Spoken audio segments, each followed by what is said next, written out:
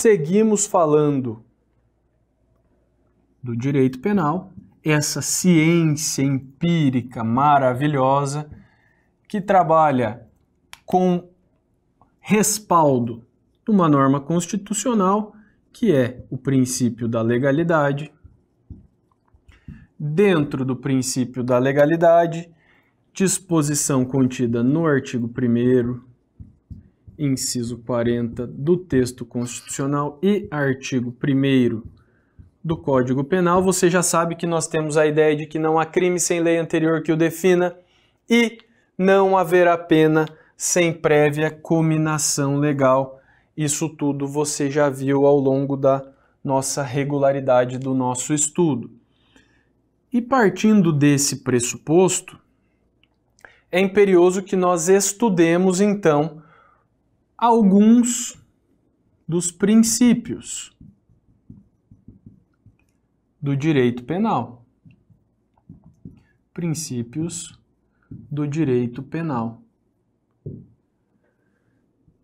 E aí, senhores, de maneira bastante branda, o que se entende por princípio? Pô, princípio é aquela base, né? É aquele pilar sobre o qual todo o conteúdo irá se desenvolver. Aí você fala, pô, mas isso aí é muito básico, isso aí eu nunca vou utilizar. Ah, é? Então você nunca vai utilizar, eu já vou te dar um exemplo aqui, ó.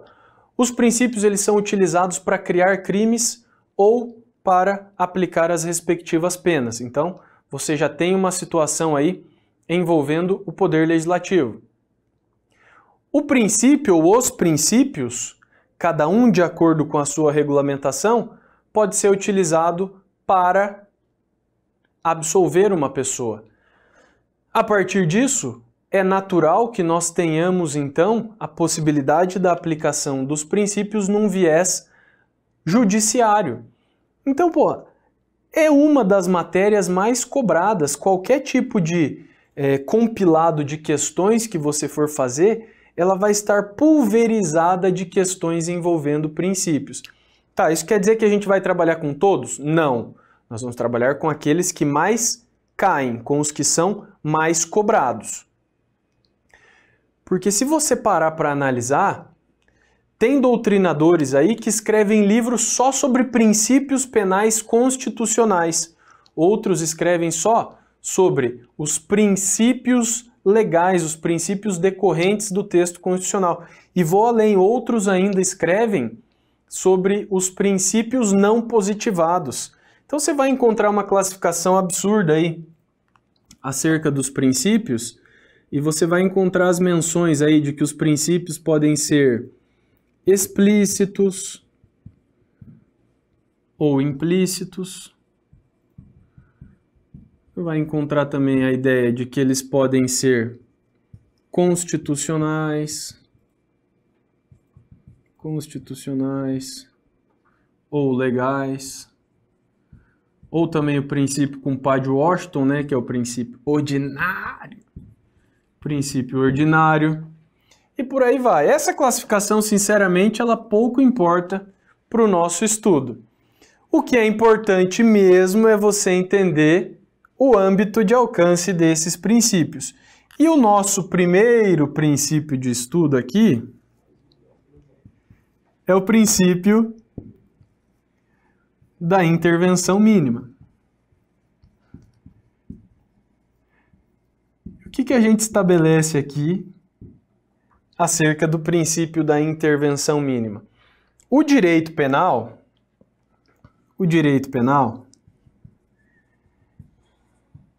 ele consiste numa ferramenta que intervém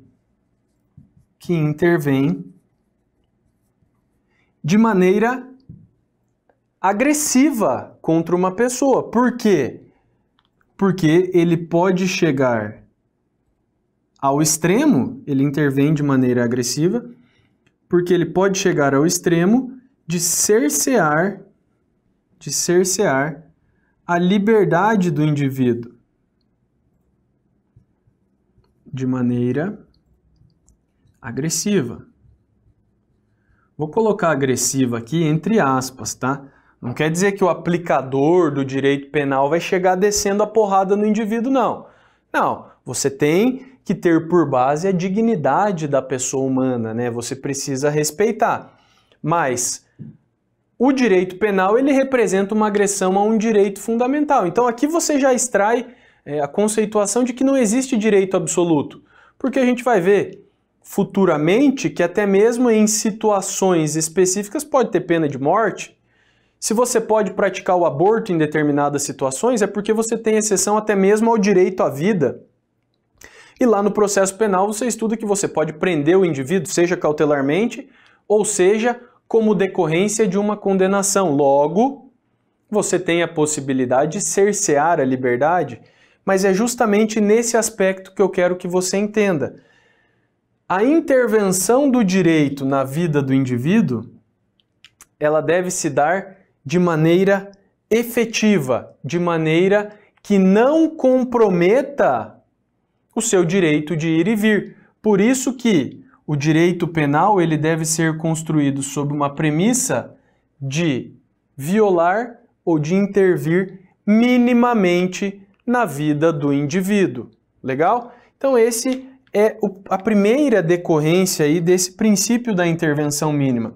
E eu vou colocar aqui, ó, que o princípio da intervenção mínima ele serve como baliza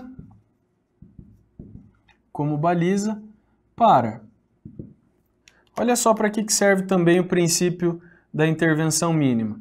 Para a criação de crimes,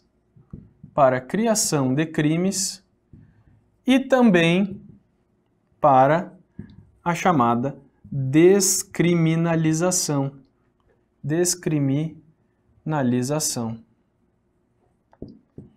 Legal? Então, essa é uma das essências envolvendo também o princípio da intervenção mínima.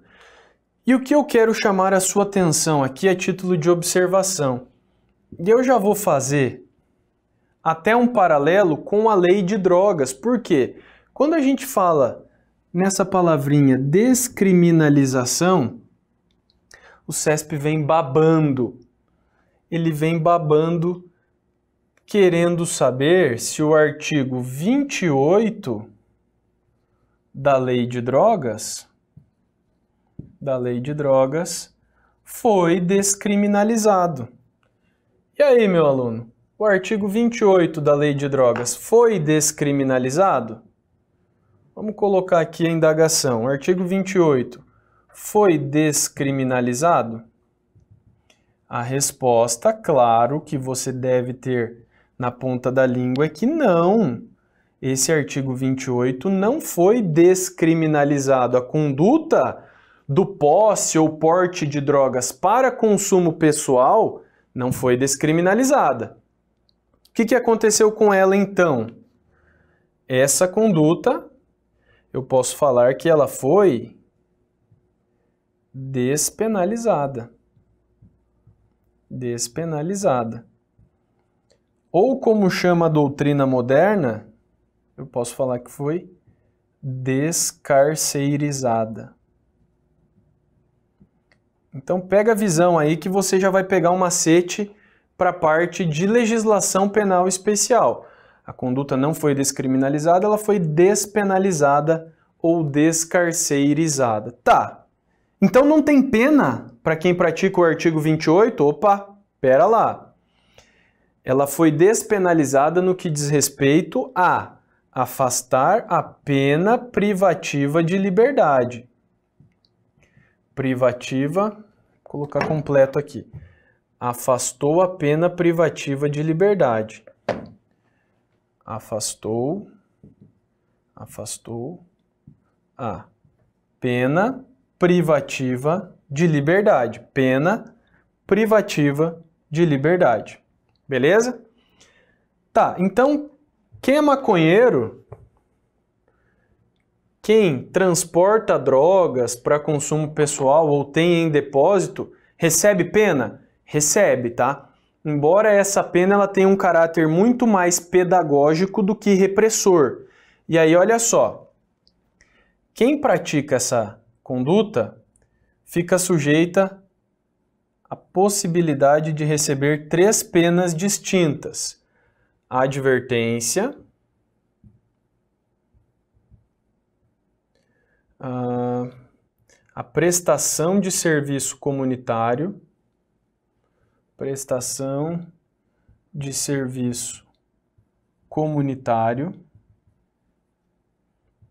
e também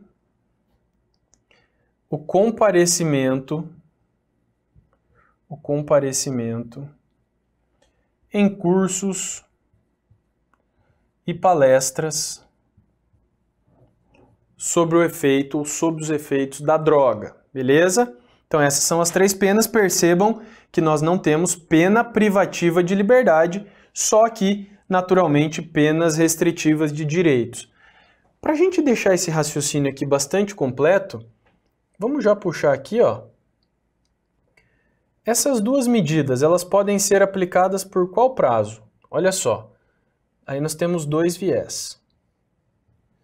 Se o indivíduo é primário ou se ele é reincidente específico. Olha só, com o tanto de prova que nós teremos aí, com certeza alguma coisa disso aqui vai aparecer. Se o indivíduo é primário, a pena aqui será de 5 meses, no máximo. E se ele já ostentar reincidência, olha só o que o STF entendeu aqui. Que a reincidência deve ser específica, meu amigo. Então, se ele for reincidente específico, a pena poderá ser de 10 meses. Até 10 meses. Beleza? Mas vamos deixar isso aqui ainda mais interessante. Olha só. Perceberam então que nós temos aqui as penas. 3 possibilidades de pena. Se o indivíduo não cumpre, nós podemos ter aqui as chamadas medidas coercitivas para garantir a aplicação das penas. E quais são essas 2 situações? Olha só, nós temos aqui a admoestação verbal, que é tipo aquilo que a tua mãe faz quando ela tá puta da cara com você. Ela dá uma mijada, uma cagada na sua cabeça. Ou nós temos aí a multa. Beleza? Essas 2 medidas eu preciso que você lembre, tá? Não são penas. Não são penas. São só medidas garantidoras. Tudo bem? Beleza, tamo junto, vamos que vamos. Então aqui nós temos uma primeira vertente decorrente do princípio da intervenção mínima. Legal. E ainda falando do princípio da intervenção mínima, vamos colocar aqui, ainda nós temos desdobramentos. Desdobramentos da intervenção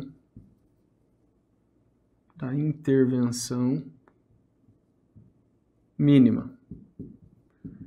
E nós vamos desaguar aqui em 2 subprincípios. Nós teremos aqui o chamado princípio da fragmentariedade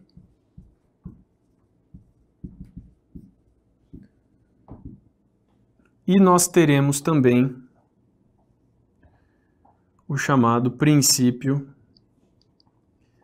da subsidiariedade.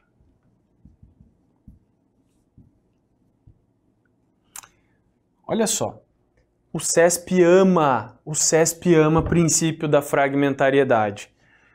No que consiste então este princípio? Olha só, dentro de um universo jurídico,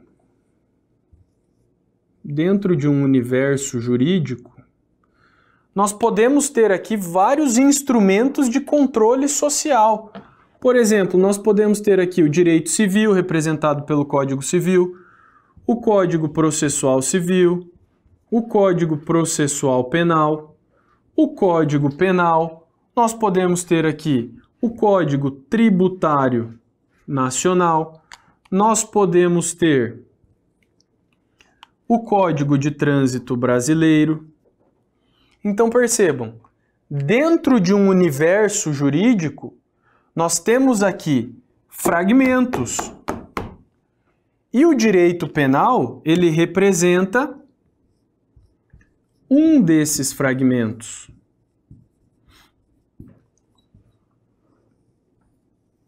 O direito penal tutela tudo? Tudo que é possível? Não tutela tudo que é possível. Ele tutela, ele recebe aqui a incumbência de zelar pelos bens jurídicos mais relevantes.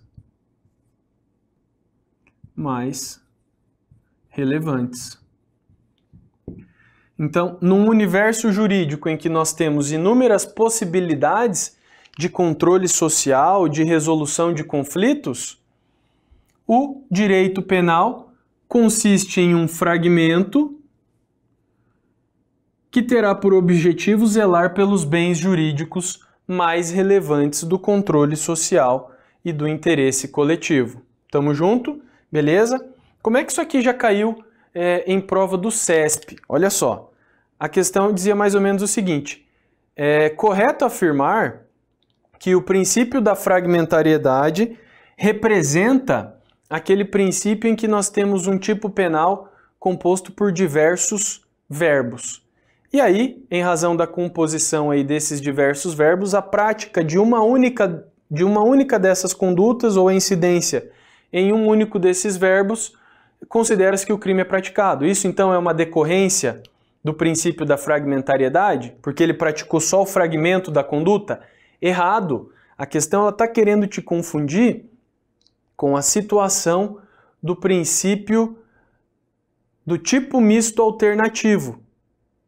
Tudo bem? Que são aquelas figuras, naturalmente, em que nós temos vários verbos e que o preenchimento, que a prática de um deles no mesmo contexto fático, representa a prática de crime único, tá? Então você toma cuidado, tá? Eu vou escrever o subsidiariedade mais para baixo aqui e vou fazer essa observação aqui, tá? Olha só. O CESP costuma confundir este princípio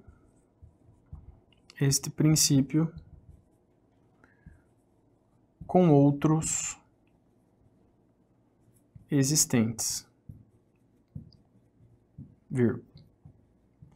especialmente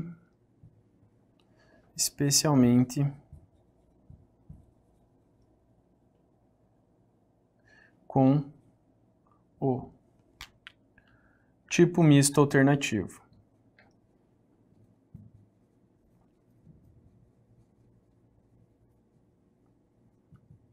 Tamo junto? Beleza, eu sei que estamos, eu sei que você está absorvendo isso tudo. Então, direito penal é um fragmento que vai ser responsável por zelar pelos bens jurídicos mais relevantes. E aí, o segundo desdobramento, vamos fazer na mesma linha aqui, é o princípio da subsidiariedade. O que nós temos, pois, aqui? O direito penal, ele é considerado subsidiário. Percebam o seguinte aqui, então. Nós temos os fragmentos, nós temos as ferramentas de controle social, sendo que o direito penal é um fragmento deles, e nós temos esse direito penal como uma situação subsidiária. Por quê? Porque o direito penal ele só vai intervir na situação se você não consegue controlar aquela situação por outro meio. Então, o direito penal é também chamado, e é esse o nomezinho que você vai levar, de ultima ratio. Última ratio. Última instância, última essência, tá? Por quê? Porque você aplica o direito penal quando não for possível o controle social por outro meio ou por outro diploma normativo previsto. Tudo bem? Então, olha só. Por que que ele é a última ratio? Porque ele só será utilizado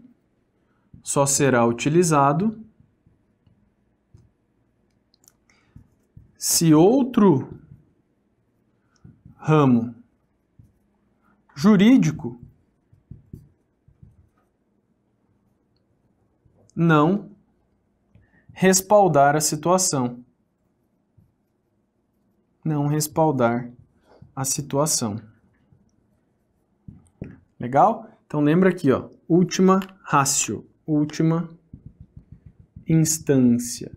Esse é um desdobramento aqui do princípio da intervenção mínima, mais especificamente do subprincípio aí da subsidiariedade. Beleza? Tranquilo? Vamos lá. Vamos enfrentar então mais um princípio aqui, o chamado princípio da culpabilidade. Esse princípio aqui é peça-chave também da nossa engrenagem, tá? E nós podemos avaliá-lo sobre 3 aspectos. Vou colocar aqui, o primeiro aspecto é a culpabilidade como elemento do crime. O segundo aspecto é estudá-lo como critério para imposição de pena. Critério para imposição, aplicação de pena. E por derradeiro, nós temos aqui a culpabilidade como sinônimo de responsabilidade. Então veja só, para a gente falar da culpabilidade como um elemento do crime, você precisa lembrar lá que o crime, seguindo um conceito analítico, ele possui 3 elementos: o fato típico, a ilicitude e a culpabilidade. Então, a primeira situação desse princípio seria estudar esse elemento do crime. Mas não o é, porque a análise desse elemento de maneira pormenorizada, ela mora lá dentro da teoria do crime. Então, depois ela será estudada dessa forma, não nesse momento. O segundo critério aqui utilizado é um critério para imposição de pena. E o que acontece? Lá no artigo 59 do Código Penal, nós temos as ferramentas utilizadas pelo magistrado para aplicar uma pena para um indivíduo. E um desses requisitos, ou o primeiro dos requisitos, dos 9 elementos que nós temos lá para aplicar a pena, 8 ou 9, salvo engano, o primeiro deles é a culpabilidade, tá? Então a culpabilidade é um elemento para a imposição da pena, porque no ato da aplicação da pena, o primeiro requisito é a culpabilidade, considerando-se o grau de reprovação do comportamento do agente e a efetiva participação dele. Só que nós deixamos meio de lado, nós não entramos efetivamente, porque está inserido lá dentro do título relacionado à aplicação da pena. Isso aqui não cai no seu concurso. Pelo menos nos concursos policiais não tem aparecido ainda, nunca caiu, então a tendência é que isso se mantenha. Mas o terceiro aspecto, aqui sim, esse sim, a culpabilidade como sinônimo de responsabilidade. E aí olha só como a gente estende a disciplina aqui. Para a gente falar em responsabilidade penal, nós precisamos saber que essa responsabilidade penal ou essa culpabilidade lato sensu, sentido amplo, essa responsabilidade ela só pode acontecer mediante Dolo ou culpa. Dolo ou culpa. Então, para o indivíduo ter a chancela da penalização pelo direito penal, é imprescindível que se analise na sua conduta o dolo, a intenção de praticar o resultado, ou a culpa, que consiste naquela quebra de um dever objetivo de cuidado materializado a partir da negligência, imprudência ou imperícia. Legal? E claro que a partir disso a gente chega a uma conclusão. Olha só, vamos colocar aqui, participar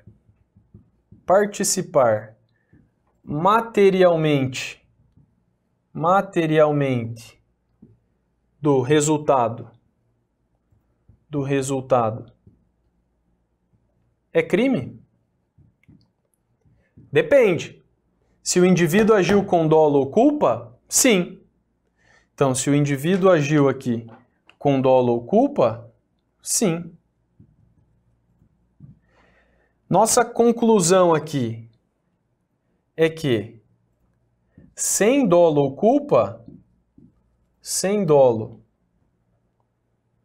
culpa, a regra é que não. Como é que isso pode aparecer então, Lucas? Imagina o seguinte, você está lá dirigindo seu carro de maneira adequada, os pneus estão em dia, você está dentro do limite de velocidade, sua carteira de habilitação está ok, você não bebeu, você não está mexendo no celular, no som, nada. Você está numa rodovia um pouco escura, é verdade, dentro do limite de velocidade, daqui a pouco sai um louco do meio do mato e atravessa a rodovia, você chapa ele, mata ele. O que acontece? Vamos partir para a análise da teoria da culpabilidade lato sensu. Você agiu com dolo? Não. Você não queria matar o cara. Você agiu com culpa? Não, porque você não foi negligente, imprudente ou imperito. Mas você participou materialmente do resultado. Por quê? Você que matou o camarada. Mas aí, olha só. Participar materialmente do resultado é crime? Se tem dolo ou culpa, sim. Sem dolo ou culpa, como regra, não. Tá? Por quê? Porque o direito penal não adere à teoria da responsabilidade objetiva. Beleza? Então, para que nós tenhamos a responsabilidade, é elementar a análise do dolo ou da culpa. Fechou? Aí nós temos, dentro do ordenamento, situações em que nós teremos a responsabilidade objetiva, como lá nos crimes ambientais, ou também na responsabilidade civil do Estado. Mas isso figura como campo de exceção, tá? A regra é que, para eu ter responsabilidade penal, que eu tenha efetivamente apresentado o dolo, intenção ou a culpa, quebra de um dever objetivo de cuidado. Legal? Então aqui nós fechamos, arrematamos e jogamos a pá de cal sobre o princípio da intervenção mínima e princípio da culpabilidade. Fechou?